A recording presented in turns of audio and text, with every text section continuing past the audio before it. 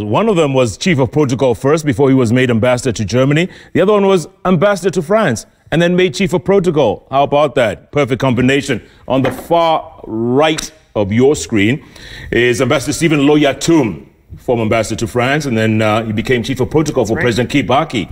And then, of course, Frost Josiah, chief of protocol for many years before he was made ambassador to Germany. Gentlemen, welcome to Sunday Live. Thank you. Thank you. Karibuni sana. Asante. So, Frost, you have described Mzee Moi as a man who treated you like a son and allowed you to do your job. Give us one or two most memorable moments. I think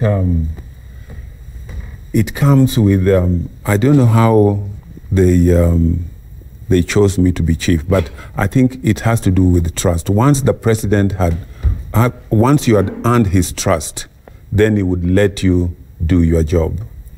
And for the 5 years, and I would imagine I must have earned his trust, because there was not even a single time he chided me or did not like the programs that we made for him. But of course, I must say that there was lots of consultations before.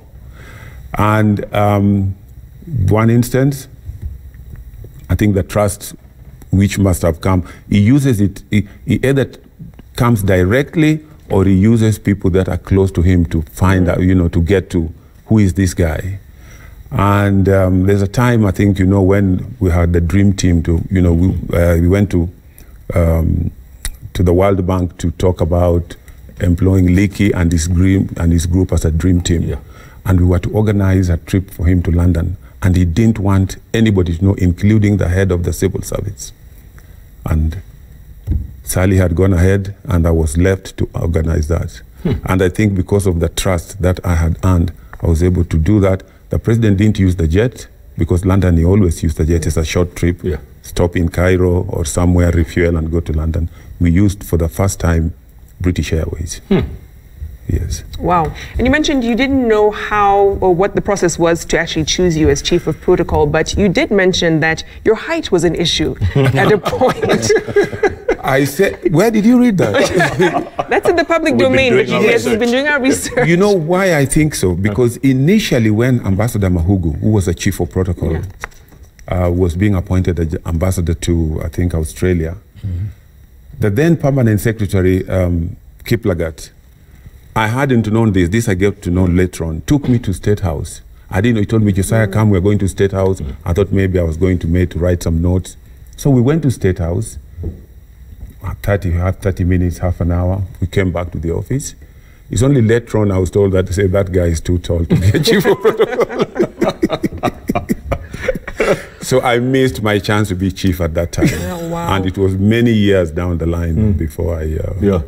Ambassador Stephen Loyatum, your most memorable moment with the former president? There are many.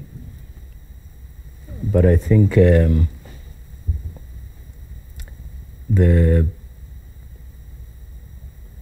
first of all, it is, I worked with him initially for about 8 years as a desk officer, as a young officer in the ministry.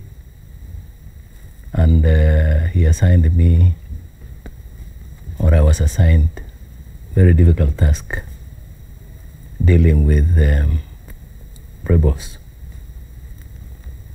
or what we might call the African hotspots. And I handle very delicate matters of state in relation to the Sudan and later the South Sudan, and also Mozambique. And I think the most memorable moments were when, first of all, I realized that President Moi had a photographic memory. He could remember people, he could remember faces, and he was a stickler for time, punctuality.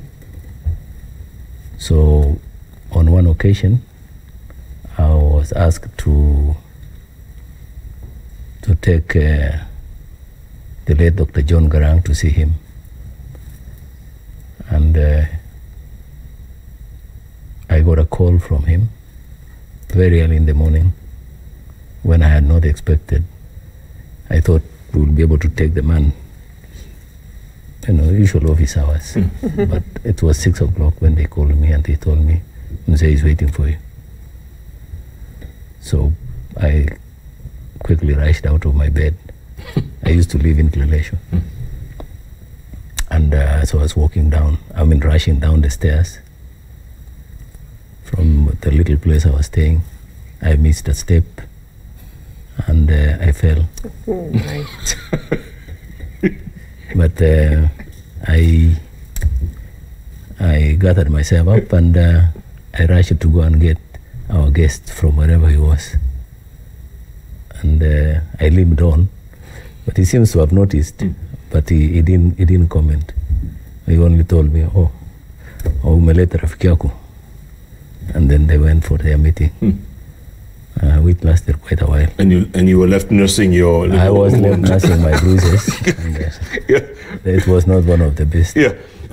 Ambassador Frost, Ambassador Stephen Loyatum talks about Moi's as a stickler for time. This man, I mean, when he said show up at this time, he would be there. What would happen to latecomers? We tried to make sure that there were no latecomers.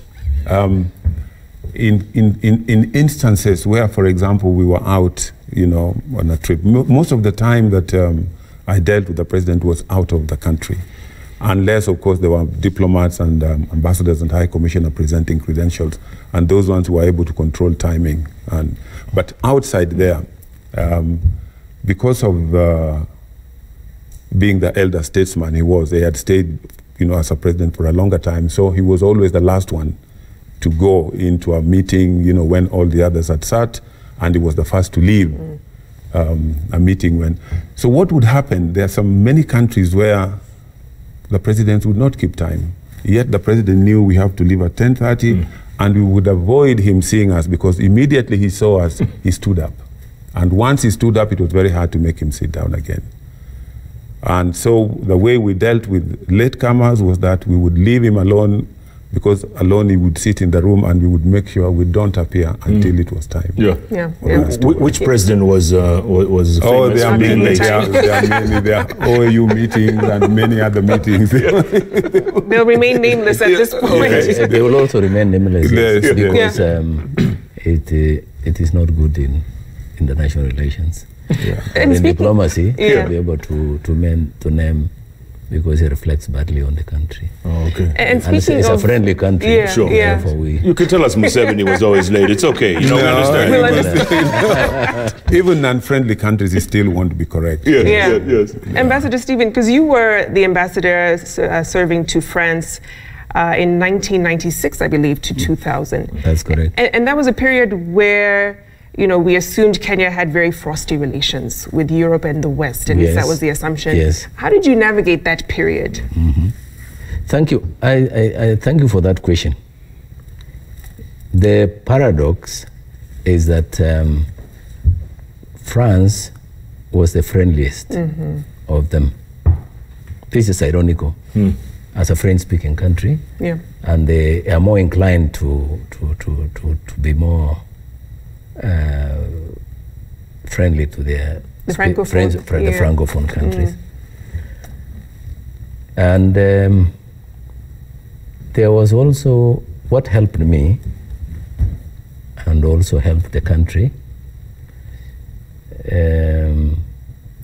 is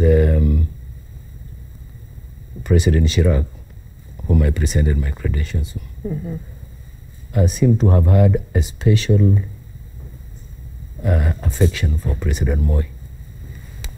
And he told me that on my first day, which was 22nd of March, 1996. So when I presented my credentials, the first thing is that he made it so informal, and he pulled me aside and asked me, how is Moi doing? And I said, he's doing very well. He says, please greet him for me and tell him we are with him. And I knew that was the case because a month later, we had what we call the Paris Club meeting, where we, 2 events. We had what we call the G7 meeting, which was held in Lyon. And another one was a Paris Club meeting, where, you know, the World Bank and these multilateral agencies, they come to review the progress that countries are, you know, make in their debt management. And we were with several of some of our political leaders.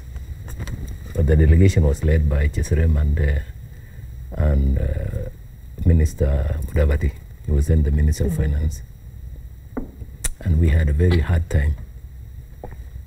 We were, you know, we talked that aggressively. But that is the first time that I knew that France was our friend, because the delegate from France flared up and questioned the, you know, and actually the whole went silent. And you can be able to verify that with those people who are with me. Right. And they went silent, and she said, no, look, this is not the way to treat a sovereign country. And France does not hold that view. And then, and I remember one of the countries, I'll not again name it, but one of the other countries asked the person who was chairing the meeting whether that is the position of the European Union. And France retorted back and said, yes, it is the position of France, and France has a right to be able to to state its position. And I went back and was very grateful, and I told the ambassador that we had really appreciated the support that we got. The other country that was friendly or was supportive of us, we were having extremely frosty relationship with all the other countries, especially Germany. But I was also accredited to former Yugoslavia. And at that time, the conflict in former Yugoslavia had reached a crescendo, and there were no flights. They were literally cordoned off. But the ambassador of former Yugoslav Republic, which was at that time Serbia and Montenegro, who was serving in Paris, I went and presented copies of my credentials and requested for a date when I could be able to go to Belgrade. So they told me the only country which still allowed its airspace to open is Austria. So I have to fly to Vienna. And then down to Yugoslavia. And I was surprised by the fact that when I arrived, they were so enthusiastic to have me. But I think more than anything else, they were happy that at least there was a country which was still willing to have a dialogue with them. But as you know, Jeff, you may not know, or you may know, Yugoslavia had a special relationship with the founding president of this country. Tito. And those memories and affections lingered on. And so when I got there, the first thing that the President Zoran Lilic, told me that you don't know how much this means to us, and we really appreciate that Kenya has chosen to come and give us their credentials. And then he went further and said, we have noted that you are the only country that voted to support us at the UN. when there was a vote regarding, and at that time Ambassador Mutaura was there. All right, wow. Ambassador Frost, real quick. Moi, we know, was a very private man, extremely private, and sometimes even shy. And you're talking about him interacting with kings and princes, even the Queen of England for that matter. By the way, he never drank alcohol, but he would toast with a champagne. He would, not champagne, there were wines. Wines? Yes. He would toast? Even here in Nairobi. Would he sip? Or? I wouldn't, maybe Ambassador Loyatum may confirm that, but I know in his glass they would pour the wine and he would toast. Okay. Did he drink? Ambassador? Come on, man. I mean, what's going to happen? No. There's nothing will happen. But I'm trying to rewind my. Okay, as you're rewinding, let me ask Ambassador. That might take you a while. This shyness. Did he get along well with those leaders? I mean, in private, with it. You see, most of the meetings were never. He was never alone. He would carry during our time. Can I switch off this? Yes. Are they looking for you? Yes. No. Yes. Yes, go ahead. He wouldn't be alone. He wouldn't be alone. Yeah. In most of the meetings that we organized, sometimes when the minister was either Kalonzo Musyoka, the permanent secretary was Dr. Sally Kosgei, they were with him. Of course, the president did all the talking, but he had with him his technocrats. And one thing that, Jeff, you must give him credit for is that he believed in those who knew their job. If, for example, before we left Nairobi, when we are outside there, the president was absolutely at our mercy. What he was going, where he was going to sleep, what he drank, which he was going to drive with in his car, where he would be, what time, what day. He would leave that to us, and we led him into it.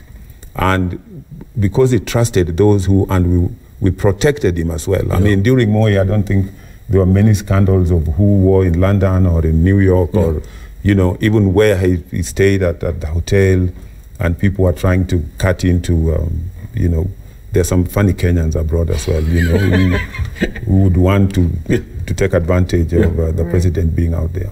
But he always had people with him. And the shyness, if it was there, I never sat into the meetings, that I must indicate. I arranged for the meetings. I made sure he went there on time and the delegation were in. But I know that as a chief spokesman or as #1 diplomat is the one that led the meetings. And how did he maintain his privacy? Being a public figure in the persona that he was, we didn't know much about him in the 24 years he was in power, at least from a private, personal perspective. I can only talk outside Kenya. And as I have vindicated, most of us we were service providers, you know, to be honest. And between us, the ADC, the escort commander, the guy from the press, and the chief of protocol, we worked as a team to protect the president from.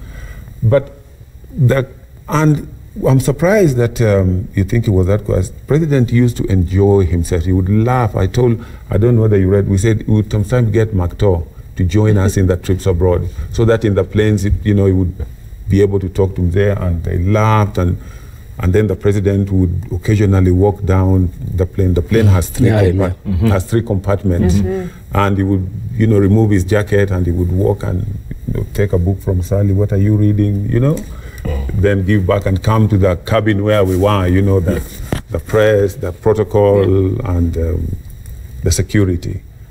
And he talked, and he you know, he laughed. He was free? Yeah, very free. Okay, we have to ask you this question before we go. And real quick, give us a quick answer, Ambassador, if you can. Yes. What are you going to miss most? And don't give us a whole story. I really don't have a long one.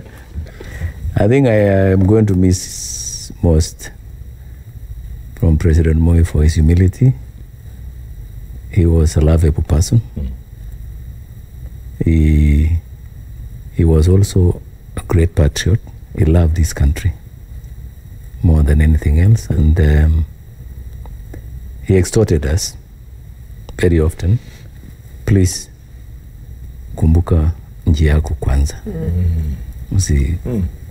Mr. Frost. Trust and humility. Absolutely. Some of us would have probably lost our job. There's a time I was left in South Africa, And as a chief of protocol, the president never traveled without a chief. And here I was left in South Africa. Came back, managed to come back at night. The president was gone to Mombasa. He had delegates. Everybody was quiet, thinking this is the end of Frost Josiah.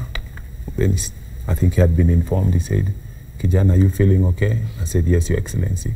Endelea na kazi yako. And everybody clapped. As simple as that.